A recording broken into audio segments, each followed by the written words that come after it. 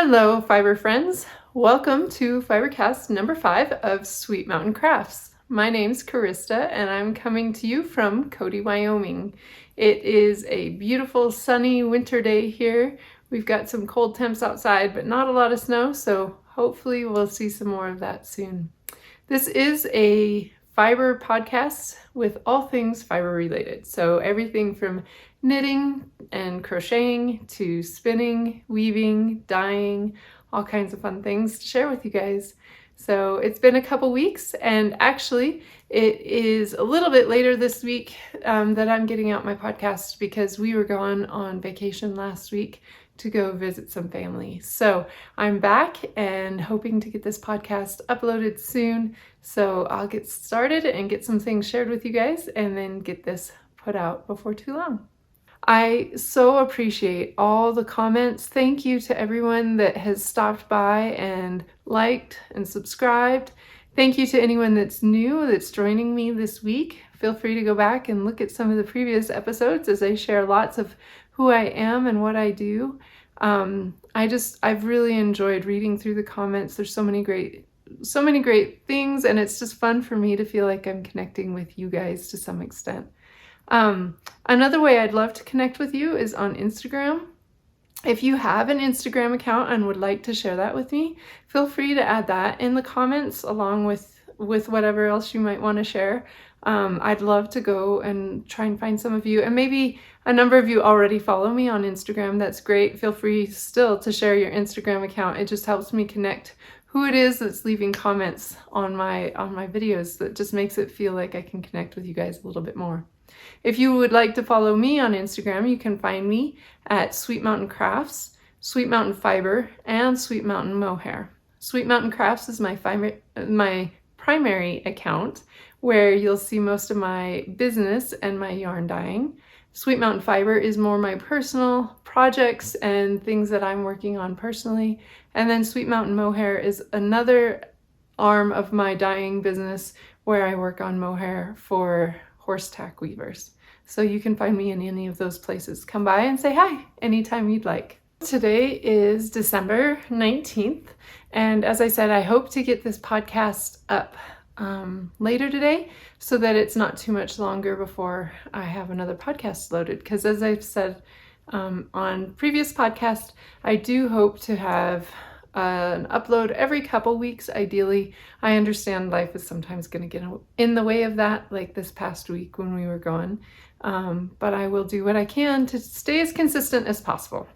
Another thing that I've been working on with my podcast is trying to improve my sound quality. I've tried doing the AirPods the one week. I tried using an attached microphone last time. I think that it does pick up decent sound, but it also had a little buzz off and on. So this week I'm just back to my phone microphone, and we'll see how that goes. If it's not great, I do intend to hopefully come up with another alternative, but for today, that's what we're gonna do. So let's jump in and see what we can share here today. What am I wearing? I wanted to mention my sweater. It is not a hand knit sweater, but it is a gift that was given to me by my mom. It is from North Style, and it is a beautifully done sweater that has alpaca, acrylic, and wool. I think the wool was used probably for the embroidered embellishments here, but it is very festive and Christmassy feeling, so I enjoyed wearing it today for church and thought I'd share it with you all and just wear it for the podcast. So, keeping me accountable. Let's see, as it is Christmas time and we're all so busy this time of year with trying to get lots of fun things done for holiday related stuff. I have some things that have jumped on my needles that were unexpected. I've had some things that I am frantically working away at to try to get ready for Christmas coming up this Saturday. And I have things that are desperately calling my name, waiting for me to get to them. So I'll share a little bit of some of those things. First of all, I have been working on socks, and I did share a pair of socks last podcast that I was able to finish. Again, these are gift knits, so I'm working quite frantically on these. This is online sock. The yarn is called Online Super Sock, and this is the pair that I'm working on currently. You can see I'm not too far from being done. This is a pair that's being knit with 64 stitches in the round. I'm using a Chiagu US 1 or 2.25 millimeter needle. I do my socks always 2 at a time, toe up, when I'm just knitting my basic sock pattern. And as you can see, I end up, the way that I cast on my socks, I end up with one heel on one side and one heel on the other side. But just like on the previous pair of socks that I did like this, I also work to try to get the socks as matching as possible. I appreciate when my socks match, so I also try to get my socks matching for those that I'm gifting. This is one of those sock yarns that, as I'm working with it, it's a little bit coarse, occasionally a little bit splitty. I tried knitting at a movie last night and started to feel like I was maybe missing a couple stitches, so I stopped and figured I'd go back through and just double check my work sometime today. But overall, I like this yarn. I find that when I have socks in it, even though it feels a little bit coarse on my hands, this style of yarn holds up well to wear, and I find that I really like it. So I think these are going to be some really durable socks, and hopefully the recipient will enjoy them. So I do have one more pair after this that I'm hoping to get done in time for Christmas, if possible. We'll see. But these are being held in a bag that I made for myself some time ago. Just a knot, Japanese knot style bag that I enjoy using. This is my go-to sock knitting bag because it's so easy to just sling it in. I throw it in my purse, I throw it in whatever other project bags I might have. It scrunches down real easy, and it easily holds a single skein of yarn for socks. So I had mentioned last time that I was hoping to get some spinning done. I can pull that up really quick. I won't talk about it too much. I didn't yet get to this spinning because, again, I've been away from home.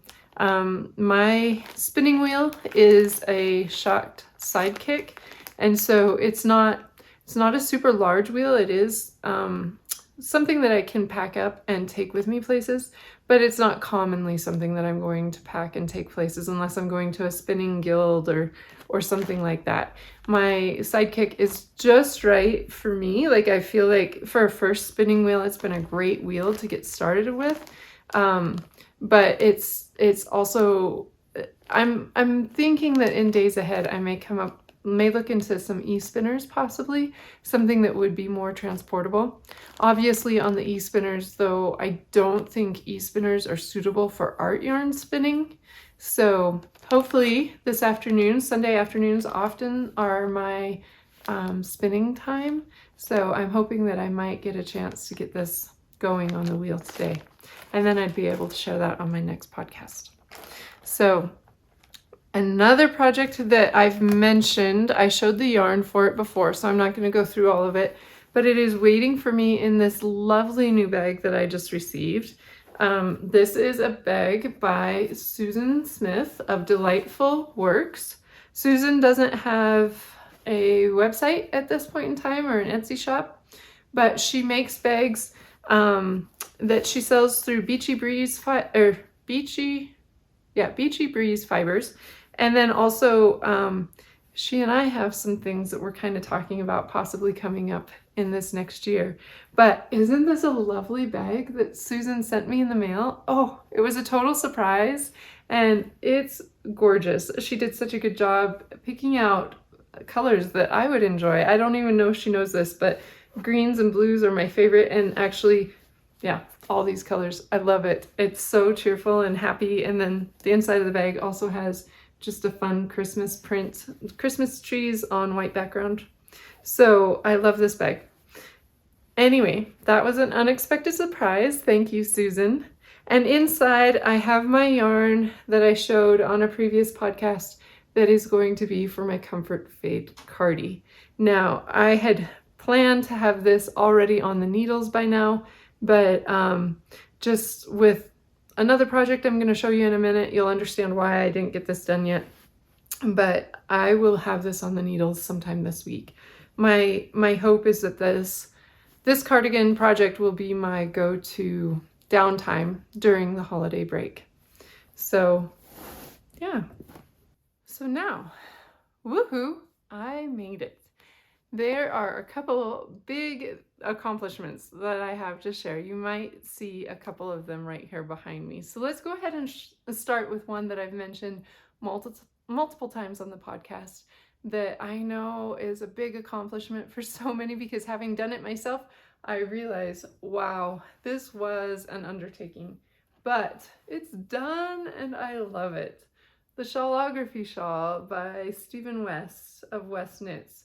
This was such a fun project and created an incredibly large shawl. I will insert a photo of me holding it. It is so fun now that it's done. I think the finished product was well worth the time and energy that I put into it. It is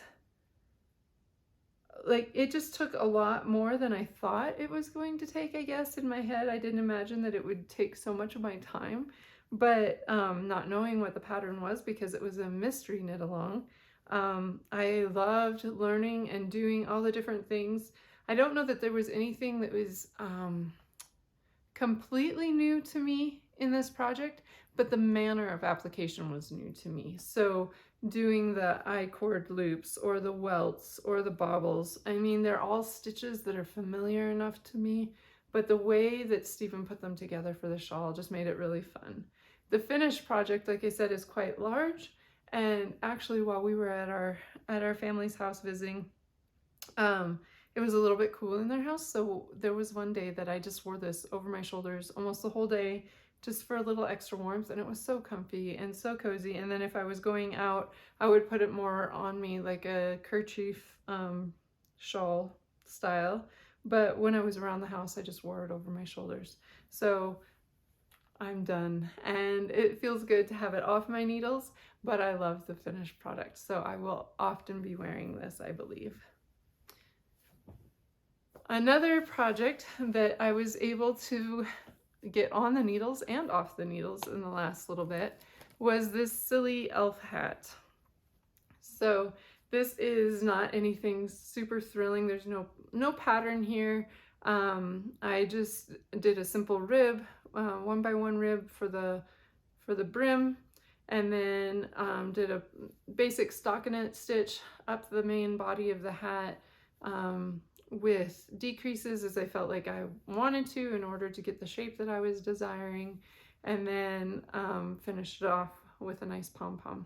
So this hat was something that my husband requested because he wanted to dress up. We went to his company Christmas party last night, and he wanted to dress up as an elf, and then he handed out candy to all the people. So there were lots of little kids, and he had fun dressing up. A bunch of his colleagues also dressed up, whether it was in silly Christmas pajamas or just silly sweaters and whatever. A lot of them were dressed up, so he didn't necessarily stand out as being the only one that was in a crazy outfit, but he had fun dressing up. And I will insert a photo of the clothes that I sewed for him.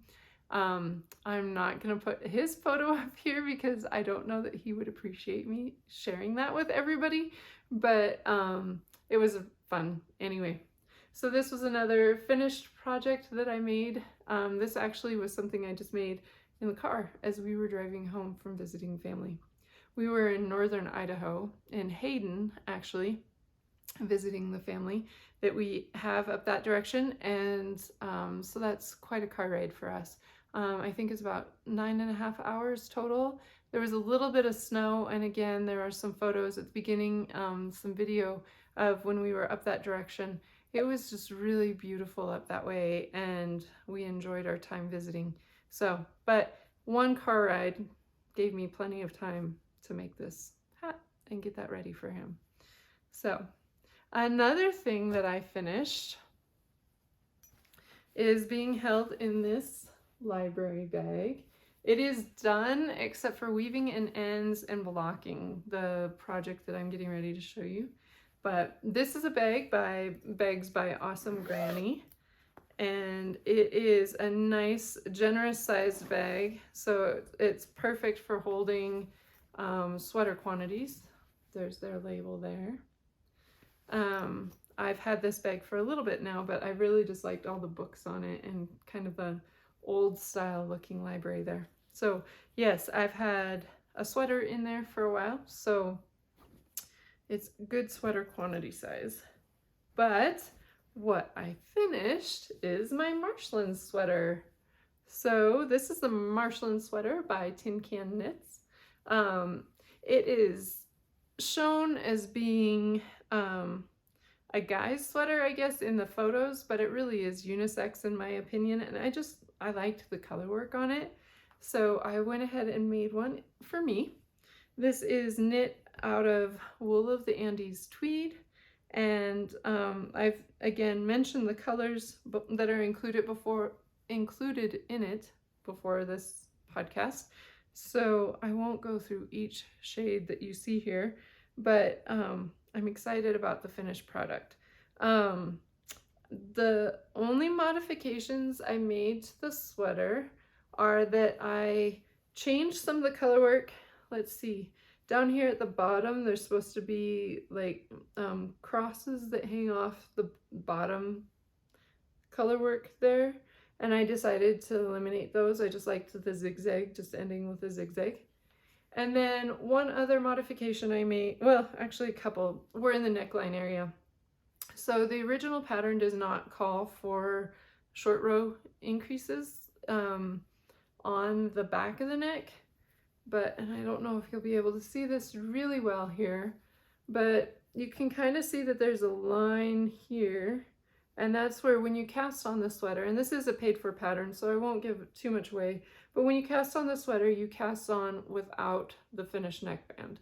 So you cast on, you knit from the top down, and then you go back and add your neckband. So when I went to add my neckband, I went ahead and put some increases, short row shaping in the back there, just to give the neck a little bit higher point on the back of my neck, because I tend to, when it's a woolly sweater, I tend to want something that's going to stay nice and warm across the back of my neck. So I went a little bit taller there. And then with the neckline, I decided instead of just doing a single thickness of the ribbed neck, I went and I did a fold over neckline. So I went twice the width of what was recommended and then folded it over and just did my bind off at that point. So it's a double thick neckline. But considering the weight of the sweater, it's already quite woolly because it is a worsted weight wool. Right? Let me double check that. I believe, yes, it's worsted weight. So since it's worsted weight and you have all the color work, let me flip this inside out and you can see all this beautiful color work on the inside here. It is rather thick through the color work sections. So it makes for a heavy, dense sweater, which is exactly what I was hoping for, something just super warm and cozy. But the neckline, if I had just done the single layer of rib, the neckline was feeling a little bit thin in comparison with the fabric of the body. So I decided that that folded over neckline was going to give me more of what I was hoping for. So this was knit using a US 5 and a US 7 needle. I believe the original pattern might have called for a 6 and an 8, and I think I had to adjust due to my gauge being just a little bit off. But yeah, I love the finished sweater. I won't have a photo on this podcast because I haven't blocked this yet or woven in the ends, but I will be sure to upload a finished object photo on my Sweet Mountain Fiber Instagram account as soon as I get this all completed. This was a fun one to get off my needles because I seriously had like just one sleeve. So from about here down on the one sleeve in order to finish this. And that's all I had left to do.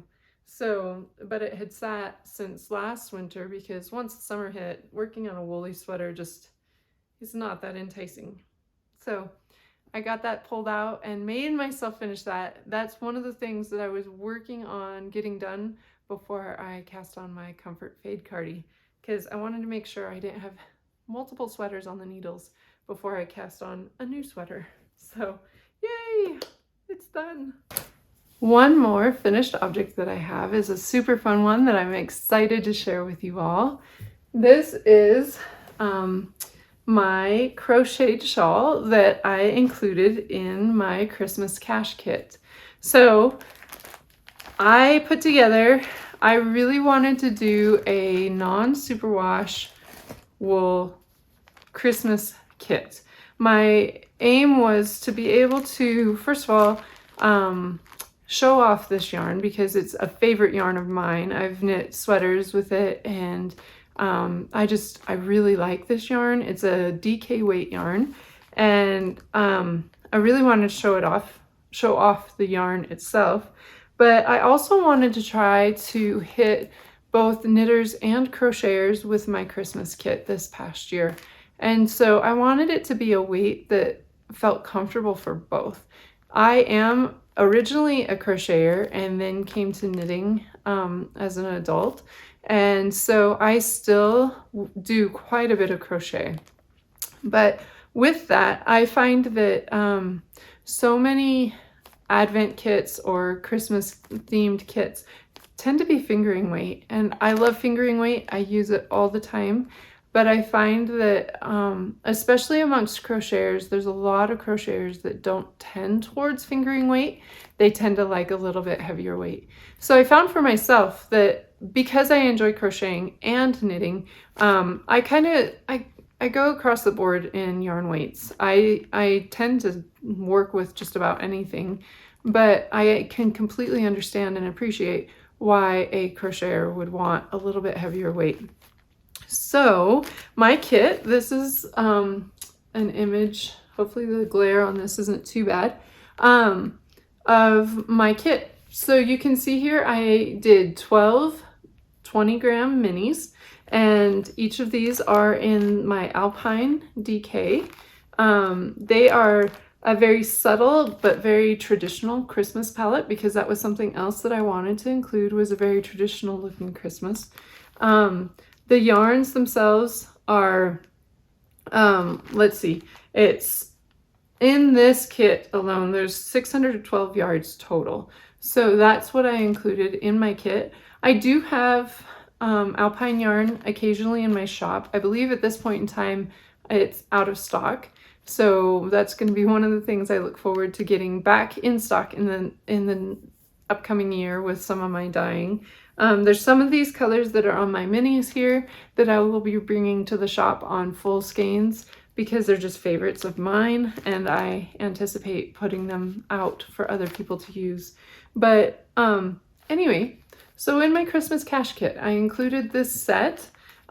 This set in particular is going to go to a giveaway winner that I'll announce a little bit later on the podcast. But with my set of minis, I designed a crochet shawl.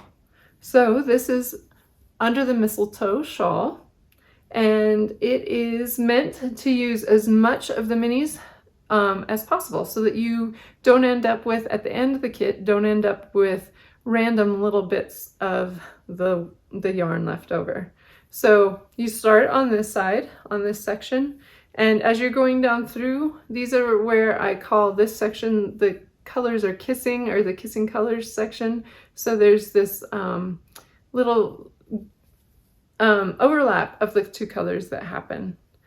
So, and you can see I use all the colors starting from here. I use all the colors up until here, and then the remainder of the colors are put together in like a magic knot ball or whatever way that you would like to join them. And the remainder of the colors are used all the way to the end. So in that situation, you use all 12 minis.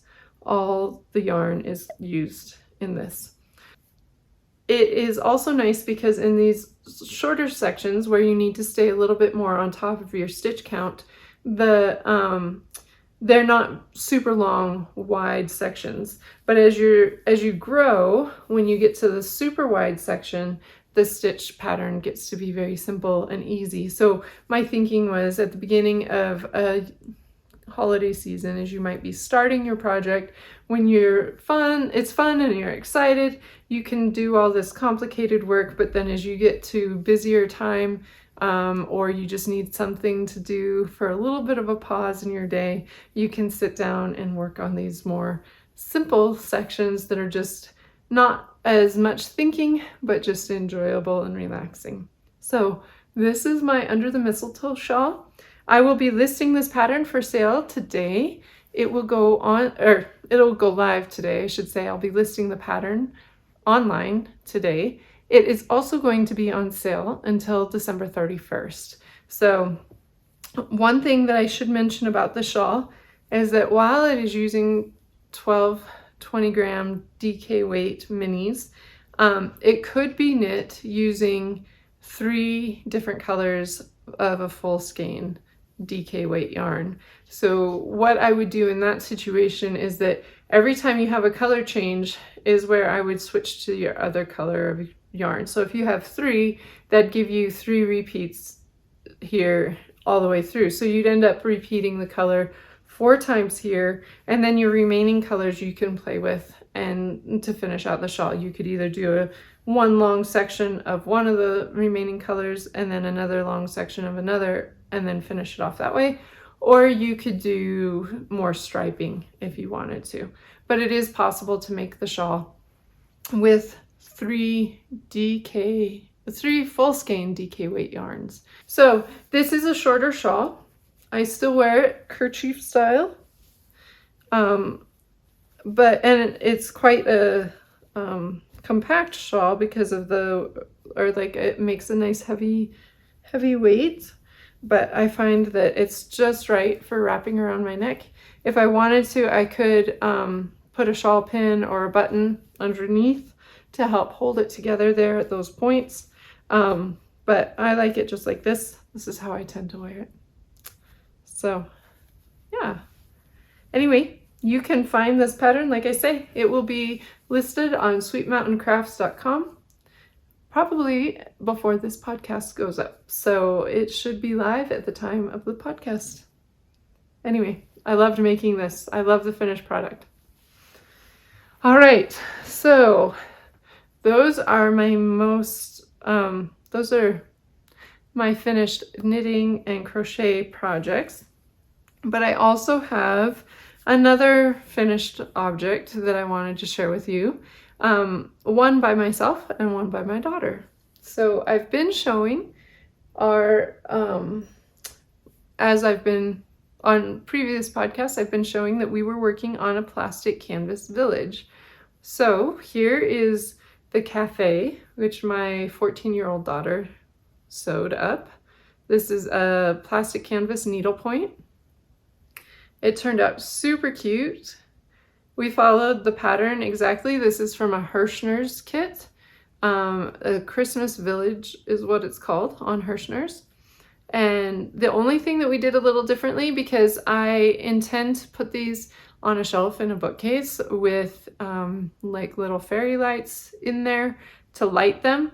I wanted the lights to go inside the building, and as the pattern is written, there's no way to access the inside of this. It just becomes a cube, a solid cube. So what I ended up doing is on the base, there's a section underneath the building that has no stitching because it's just the foundation. It just provides support for the building to sit on.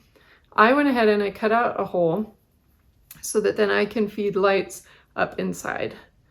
Another thing that I wanted to do with that is that I decided instead of making the windows all stitched where they would tend to look dark, we chose not all the windows, but a number of the windows to cut out.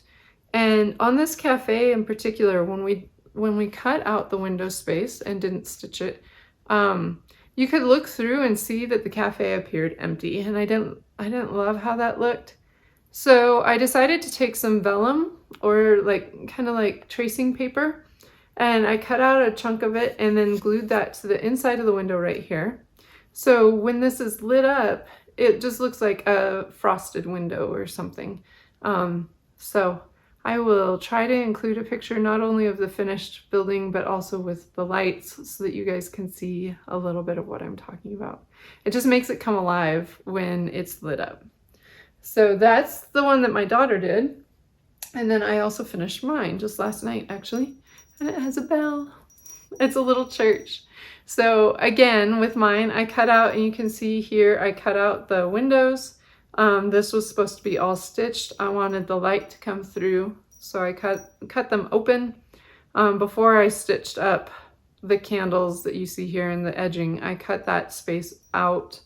And then on the back, this is a stained glass window, and it was originally sewn on as well. But again, in order for the light to shine through it, I took a piece of plastic like you'd find on, actually it came off a box of Christmas cards. So the plastic cover on a box of Christmas cards, I just cut off a portion of that. And then I drew on there my stained glass window, so that as the light shines through that, it kind of gives that effect of it being a stained glass. So, and again, on the bottom of the church, I did a cutout so that I can feed lights up inside. Now you can see through, since I didn't put the frosted window like I did on the cafe, you can see through the church, but because it's such a smaller building, it's not as noticeable, I guess, somehow. So I'll probably leave it where there's no frosted windows on this one because of the candles. I think that might look odd if the frosted window sat behind the candles. So anyway, and I love the bell. Not that once it's set up, you won't hear the bell ring a whole lot, but I think the bell is a super cute addition on this one.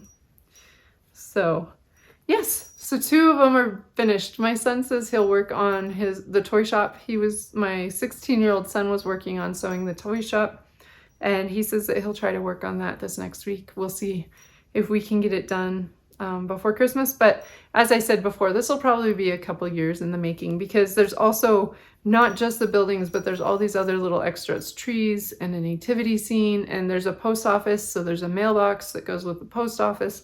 There's lots of little bits that go with it that probably, well, I know they won't get done by Christmas this year. So it'll be a couple years, but it'll be fun. I'm looking forward to having those. And for this year, just having a few buildings, we'll see if I set it up as a display or if I just have these out sitting for show.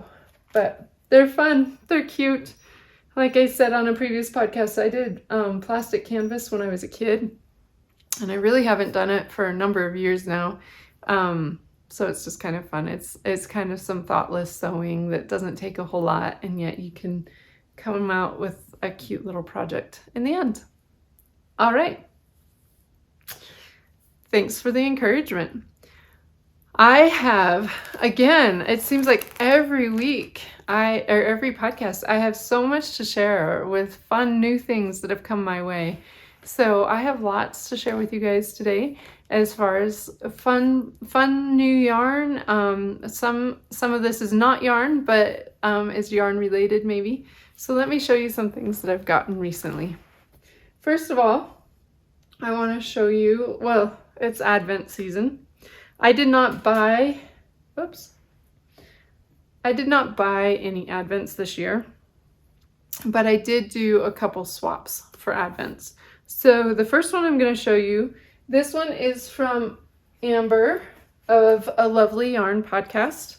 I've enjoyed watching Amber for a number of years. She's kind of taken some time off here and there, but she's back to podcasting as regularly as she can right now. And she actually did Vlogmas this year as well. So I've been watching Amber every day. And she and I decided to do a 10-gram mini skein swap. So we put together 25 10-gram minis in order to trade with each other. And then the plan was to put in some other little goodies and extras, and oh my goodness, Amber is spoiling me. I'm not even going to show everything here because she has given me so many things, so many extra little treats. But here's a quick look at some of the minis that she's sent. So there's so many lovely ones in here. One of my favorite ones to get was Flower Hill Fleeces, dyed this one up. Amber works at a yarn shop, or excuse me, Amber works at a coffee shop, and she enjoys drinking lavender honey latte, and so they dyed up this lavender honey latte in honor of her. And I saw Amber talk about this on one of her podcasts, and so it's so fun to see it and get it in real life and get a chance to knit something with it. She has Old Wired Road, Old Soul Fiber Co. Oh, no, that wasn't the Old Soul. Let's see. This one's Old Soul Fiber Co. And I'm not sure which colorway there. We have Little Lion-Hearted Knits, the A-Frame Cabin. There's lots of names here that I honestly don't even know all these dyers. Willow Tree Yarn I've heard of before. This one's called Barn Roof. Sweet Sparrow Yarns has Dandelion Puff. Anyway, it is so fun. It's like just all these little treats from different yarn dyers, and I love having a mix of yarn dyers represented, especially from people. Here's Cozy Posy Yarn Co. with Birch. It's just such a fun way to be introduced to new yarn dyers that I've never heard of, or maybe have heard of but I haven't purchased from yet. So I am thoroughly enjoying that. And like I say, Amber has spoiled me. She has put in, I'm just gonna throw these over here. She's been putting in teas and chocolates, and she even did this knit. It's probably like it's out of cotton. It's probably like a dish rag, but she uses them to put her candles on. And I thought that was a great idea. Or even some of my plants could sit really neatly on that. So it was fun to get something handmade by her also in that Advent set. And then she's been spoiling me as well with fibers for spinning. I mean, look at this fun fiber. Some locks here in different purple hues. And then some Rolegs and Rolegs of greens and yellows. Just some fun fiber for me to spin with. So thank you, Amber. If you watch this podcast, I've been enjoying every day. I'm a little bit behind because, again, with our travel days, I got a little bit behind. If anyone wants to see more detail about what I'm opening with these Advents, I'm posting me opening the packages on my stories in Sweet Mountain Fiber. So I am thoroughly enjoying this and having so much fun. All right, my next one is another swap that I did. So as I said, my Christmas cash kit had 12 20-gram minis. And when I saw that Chicken Lady Fiber Arts was also going to have a Christmas kit with DK weight 20-gram minis, I thought, well, that's fun. We could do a swap. So I got in touch with Lynn, and she was admittable to doing a trade. So I sent her one of my Christmas cash kits, and she sent me one of her Christmas kits. So again, I don't have them all here because I got a little bit behind on opening them. But here are some of the colors from Chicken Lady Fiber Arts. And she did, again, 12 20-gram minis.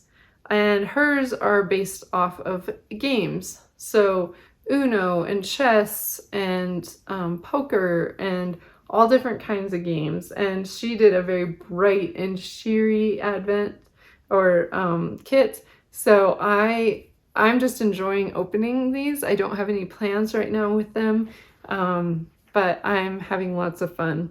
Like I said, I have some more colors. Actually, I might have a couple more right here that when we were traveling, I opened a couple, but I haven't posted them yet. But here's a couple more of hers. So I'm having so much fun opening these. And like I say, she did bright colorful, cheery. I kind of figured they would be based off of the theme that she said, where it was games related. So yes, thank you, Lynn. Again, I'm enjoying these from Chicken Lady Fiber Arts. And I will hopefully get caught up on opening those. Since it's only a 12-day set, I don't have a whole lot more to go on those, but I will probably opening them before Christmas. And then I've got to start dreaming about what I'm going to do with them. So they are super soft and very fun. All right, some other things that I've received in the mail. This is a package that I won from Amy of Two Sisters and Some Yarn. There was a friend of ours, Tabitha from Murder Knits, was working on her shawlography shawl, and there was a poll put out to try to see which days people thought Tabitha might actually finish her shawl. Tabitha talks about the shawl and her knitting it on her own podcast, Murder Knits, and she had kind of a love-hate relationship with this, so we all had fun kind of jabbing at Tabitha a little bit, but then also in the process putting money towards her daughter buying point shoes for dance. So it was a lot of fun to be able to participate in that. Well, I guessed and tied with someone else to guess which day Tabitha would get the shawl off the needles. I wasn't the overall winner, but I still won a lovely package from Amy. So that's what this is. And I tried to keep it all together so that I could share it with you guys. She sent just a note card with a lovely note inside. And then she's from Louisiana, so she sent me some Cajun Pop, which is in flavor king cake. And I was really tempted to open this up as soon as I got it. And then I thought, no, I'll share it on the podcast and then I can enjoy it later. So I'm looking forward to trying Cajun Pop, Amy. And then she sent me some fun teas, which is always a good thing for me. Ooh, one of these is Banana Foster Herbal. That sounds yummy. But yes, I'm looking forward to enjoying those as well. And then she sent me this lovely skein of yarn from the Deplorable Dyer, who is Lake Life Fiberworks. And this is in a Liberal Mind colorway. So isn't that pretty? I love the bright green in this, and then the blues, and there's purples and pinks, and wow, it's fun. This is actually a really nice yarn. It's an 80% superfine alpaca with 20% silk. So it's a lovely yarn. I think it would make just a really fun, probably like a cowl. I'm not totally sure what I'm going to do with it yet, but I loved also how color coordinated is that? I mean, how fun. So thank you so much, Amy. I look forward to knitting with this, adding it to my stash at the moment, but it will be fun to work up into something exciting. So as I've said on previous podcasts, winning prizes is like, to me, that's one of the best things because you don't plan for that yarn and it shows up in the mail and now you get to dream and imagine what you're going to do. So that was very fun. Another acquisition that I made was a Cheryl from Love Knots by Cheryl was doing a D-stash. And man, there have been a lot of D-stashes recently, and I love to look through D-stashes because lots of times you can find dyers that you haven't tried or maybe yarn bases that you've never tried at really reasonable prices. And it's still, lots of times it's still going to be more expensive than, you know, going to Walmart to buy yarn. But actually I find D-stashes are one of the best ways to buy really quality fiber that can typically be a little bit more expensive at a reasonable price. And so anyway, when I look through a D-stash, since I'm a yarn dyer myself, I tend to first of all go, would this be something that I would dye? And if the answer is yes, then I probably wouldn't buy it because it's something that I might dye for myself anyway. If I think I might, but it's not likely to be colors I would dye, or it's not going to be something on my to-do list anytime soon, then I'm more interested And then the other thing that is always of interest to me is what is the fiber content. If it's a fiber that I don't carry or maybe I haven't worked with before, I love to buy a D-stash yarn in order to have an opportunity to learn more about different yarn bases. So both of these that I bought from Cheryl's D-stash, first of all, the colors are a little bit warmer. I tend to go towards cool colors. It's just my nature. Those are my favorites. So I went with some warmer colors than what I would normally dye myself. And then also I chose based off of fiber content. So this one is a Joma yarn, which is, this brand no longer exists. They are now called Subculture Yarn, and I've never purchased from them. They're out of Canada. But this is an 80% blue face Leicester, 20% nylon, fingering or sock weight yarn. It has 410 yards per hank. So I'm excited to do this because use this because I have not yet knit socks out of BFL, blue face Leicester. And since this has the nylon blend in there, it will make a very nice pair of socks. So I'm excited to knit this up. This is called Baby Blueface is the name of the colorway. So that was a fun one to receive or to be able to purchase from that D-stash from Cheryl. Another one that I got, this is from Fiber Nymph Dye Works. And I bought this one for two reasons. The first is it's self-striping. Oh man, I do dye self-striping. I have, I have a collaboration with Windblown Fibers out of Casper and the girl who wears wool socks. That is a mother-daughter pair. Windblown Fibers used to be a brick and mortar shop in Casper, Wyoming. They have now closed their shop, but they are an online business. And they had a collaboration with me over the past year doing sock yarn using Wyoming wool fingering weight yarn.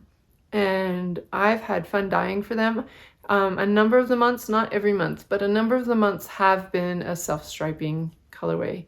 So I do self-striping, but it is a lot of work. So you don't see self-striping in my own shop, Sweet Mountain Crafts, very often because of the amount of time it takes. I find myself going in too many different directions, and dyeing self-striping is just not something that I make a focus. Not to say that I don't enjoy doing it from time to time, but anyway, so when I found this self-striping available from Fiber Nymph Dye Works, I thought, you know, it's always fun to try someone else's self-striping. I enjoy knitting self-striping.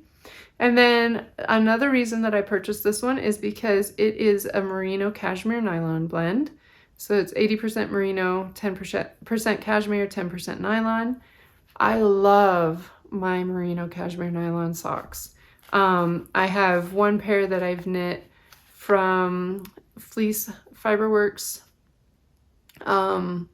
Or is it? Yeah, Fleece Fiberworks, I think. Anyway, I have one pair that I love to wear them. They're just so cozy. So, and then another reason that I really liked this colorway is it's called A Second Helping of Pie. And it suggests that each of these colors in here are different pies. So there's blueberry, lemon meringue, cherry, pumpkin, and pecan, all in this, represented in these colors. So, and I am a pie fanatic. I love pie, especially this time of year, right? So anyway, so that's kind of how I go about buying my D-stash yarns if I am looking at a D-stash. All right, another acquisition that I made is more along the lines of spinning. This was a newer company to me. I had not heard of her before. Whatever Mama Makes is the name of the company. Her name is Allison, and she spins art yarns. And you might go, well, why would you buy art yarn if you spin it? Well, kind of the same reason that I buy indie dyed yarn when I dye it. I love seeing other people's work. So I decided to go ahead and buy a couple of these. She had a sale going at the time that I purchased. And I really just wanted to see someone else's art yarn in person and see kind of what their coils were like, some of the blend-ins that she did. This one says that it's a blend of merino, Corriedale, Angelina, and other scraps. So it's just a very neutral color. I have some plans for it already, which I might show on a future podcast. But yes, just a really fun coiled art yarn. So along with that, she also sent this mini art yarn in these fun bright colors. So again, just I wanted to see some of her work. It looks like she does a lovely work. I love this one that it's got a mixed ply where she's got the chunky bulky yarn mixed with a it looks like a cotton to do the ply. So again, just looking at someone else's styles of art yarn. And then, like I say, I have some plans for these, so that's going to be fun to be able to include them in some of my weaving. But yeah. All right, one more acquisition that I made is not a fiber item itself, but it is fiber related. So Coggy of a high fiber diet had mentioned being able to find these gleaners at Bed Bath & Beyond. And I have been needing one of these. I have a couple of the old sweater shavers, which is a battery operated shaver that can shave pills off of sweaters. But I have heard and actually haven't used for a long time those shavers, because when those shavers are cutting there, it's really fun to hear it, and it sounds like it's cutting the pills off the sweater, and then you see the little cartridge in the back getting filled up. That's a very satisfying feeling, but one of the problems with that is that as it's shaving, it's also cutting the fibers of the item that you're taking it off of. And I don't like that. I actually did have a sweater at one point that I must have pressed a little too hard or whatever, and I could see where it had thinned out the sweater at that point. This thankfully was not a hand knit sweater, so I didn't lose anything in the process. But I decided that I'd rather come up with something else that would help clean some of the pills and the loose fibers on my sweaters. So I'd heard of gleaners before, and I knew that I wanted to get one, but I hadn't taken the time to do the research online. Well, when Coggy mentioned that they were at Bed Bath & Beyond, up in Hayden, there is a Bed Bath & Beyond shop. So I went ahead and picked one up. I haven't used this one just yet, but I know I've heard plenty of people that do use these and enjoy them. So I figured I'd share it on here with you guys so that you can see what you get if you were to buy one yourself.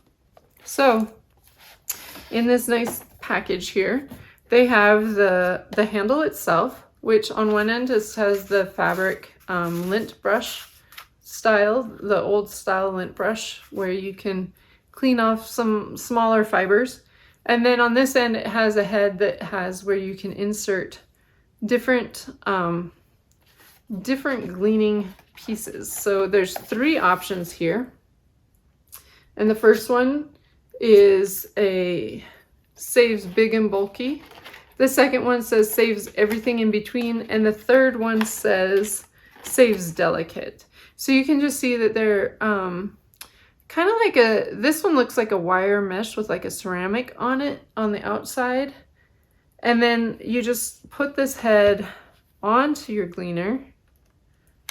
It just snaps on. And then that's the part that you would rub down your sweater to remove any pills or anything along those lines. Again, so it has the different, I guess, delicacy of fibers in this. And I was glad to see that it has that it's not just a one size fits all. So anyway, I look forward to using this. It's kind of cute on the back. It has the dictionary definition. Glean is a verb, to pick up or gather remnants. And then anyway, be so good your name becomes a verb. Anyway, it's cute. I love the packaging. I'm looking forward to having this. Another thing that they have in this package is here at the bottom. Let's see, I guess it goes that way. They have a little bag. They have an instruction manual as well. And then they have a bag to store it all in, so I won't have to keep it in the box, even though the box is kind of cute with all the information and everything on it. But yeah, so I'm looking forward to having a gleaner now. And I have actually my Point of Pins pullover that I've shared on a previous podcast, a green sweater that I knit, it has some pilling on the inside of the sleeves, which I've heard commonly with a good wool yarn, you will have pilling in the beginning because some of those loose fibers from working with the yarn and just getting it in its initial setup will tend to pill initially, but then once you get the initial pilling gone, so once I glean it off of there, then it won't continue pilling the same way. So I'm looking forward to cleaning that up and then having it look fresh and new. And Kagi says she's really diligent, it sounds like, about doing that annually, just getting sweaters out, letting them air out, cleaning anything up like that. So I look forward to kind of doing that with a couple of my sweaters. Let's do a little bit of shop talk. Let's start with something that I imagine that some of you might be waiting for on this podcast. Let's start with our giveaway. So I said in the last episode that I was going to be giving away one set of the yarn from my Christmas cash kit. That is these 12 20-gram minis. And I had set one of these aside that I said would be specifically for a giveaway. Being that it's the week of Christmas, I don't know that these will arrive in time for Christmas, especially for the winner. So let me tell you, the winner was Sophie of Cozy Meadow Knits. Congratulations, Sophie. She lives in Canada, so unfortunately I doubt these are going to get to you by Christmas, but they will be going out in tomorrow's mail and hopefully headed your way very quickly. Sophie is also a new podcaster, and I've mentioned her podcast on one of my previous podcasts because she and I both started podcasting around the same time, and I enjoy listening to her talk about her knitting and time spent with her family and going to her son's hockey and all those things. So it's been fun to get to know Sophie just a little bit through podcasts, and congratulations. I will be sending you your Christmas cash kit yarn soon. All right, the next thing is, as I said before, I will be posting my mistletoe shawl, under the mistletoe shawl, for sale. That will be up later today. That's the back side of it. Let me show you the front. The biggest difference, you could really wear this either way, but the biggest difference between what I consider the back and the front is that I have these ridges on the front to give a little bit of additional texture, and those just aren't on the back. But this shawl will be listed today. It will be on sale until December 31st. So make sure to check that out if you're interested in crocheting a DK weight shawl for yourself. Also, with the same kit of yarn, Lisa of Dole Valley Girl Knits designed a knit shawl. So using the exact same yarns in all the same colors, she designed a shawl that has lots of texture. It's very pretty. And Lisa's shawl is called the 12th Night Shawl. And she did it as in honor of the 12 days after Christmas. So she has her shawl also listed in her Etsy shop, and it will also be listed on Sweet Mountain Crafts. So you can buy it from either place. The proceeds from that will go, if you should purchase it through Sweet Mountain Crafts, she will also be making money on it. Or if you want to purchase it directly from Lisa, you can buy it from her as well. I look forward to knitting it up myself if I can, maybe even over the 12 days of Christmas. We'll see. I don't know if I'll get a chance to do it that soon, but yes, it's a beautiful shawl. So check that out by Lisa. I'll be sure to include a photo if I haven't already, but it's a beautiful shawl. Let's see, dyeing. What's coming up in dyeing?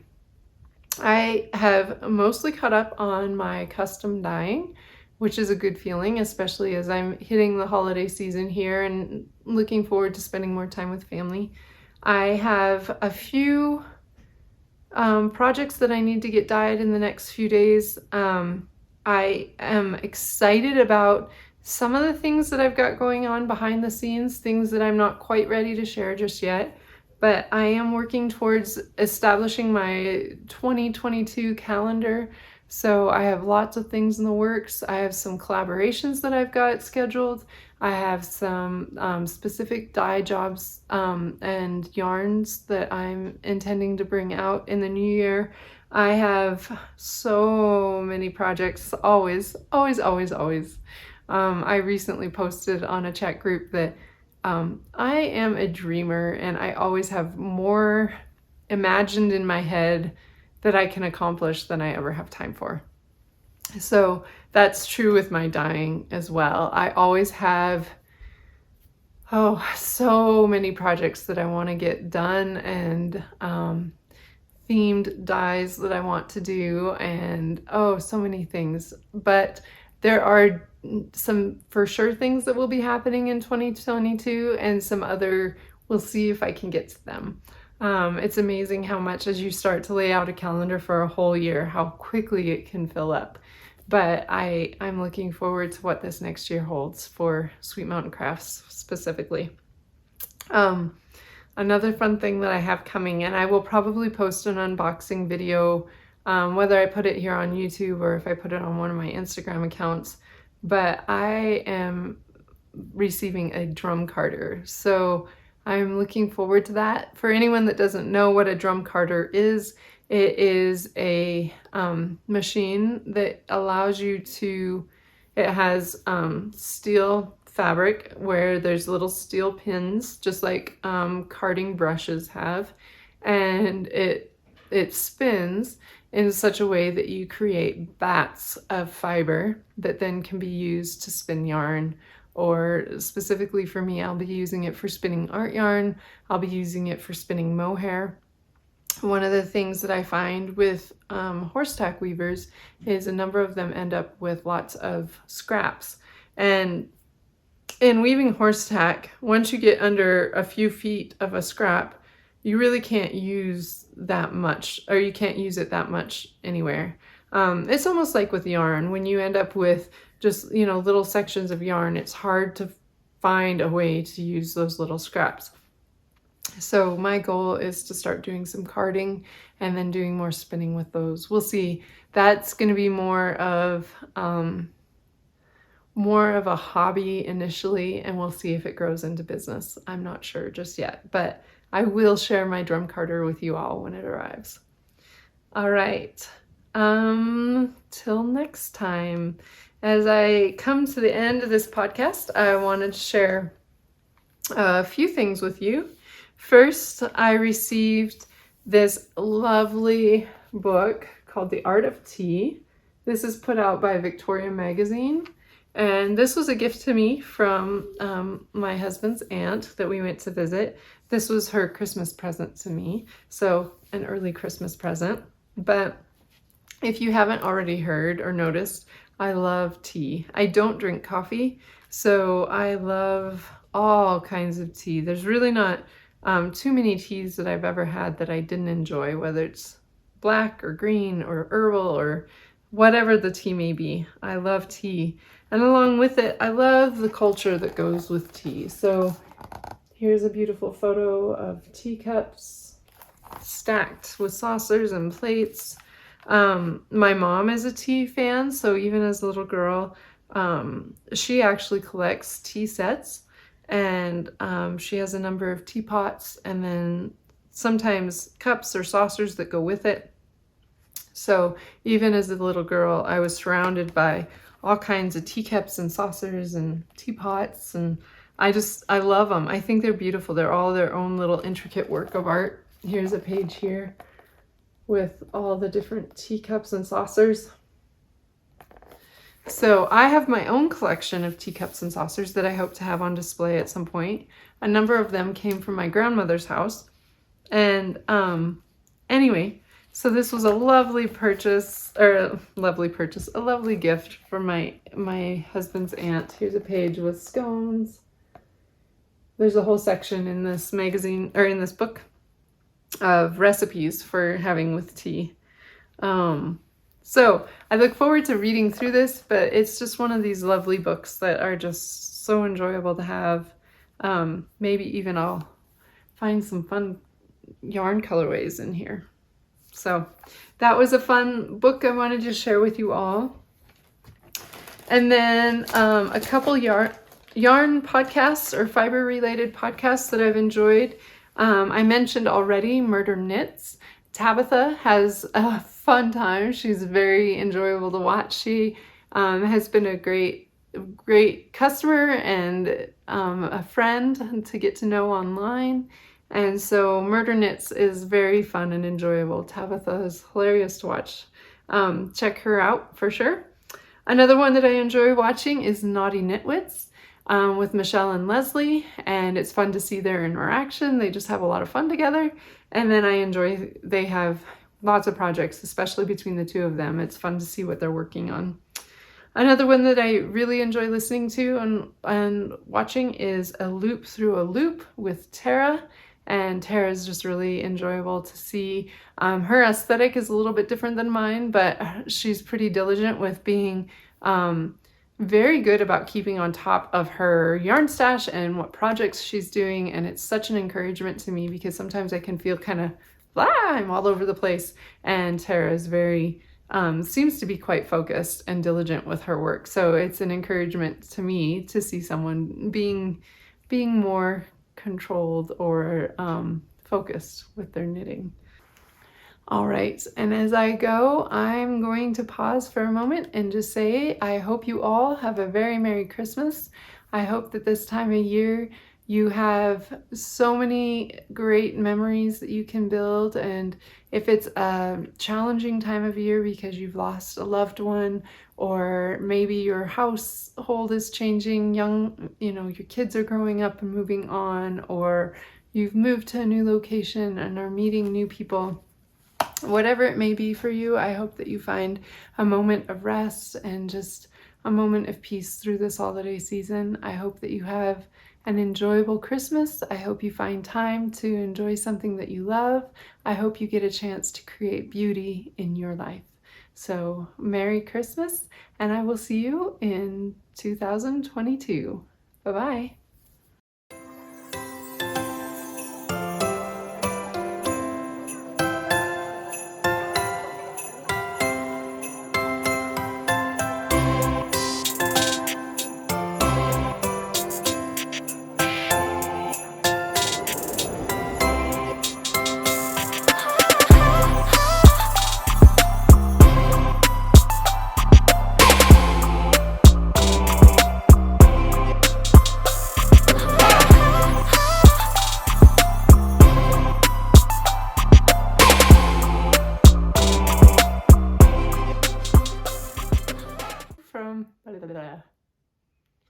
Let's try again.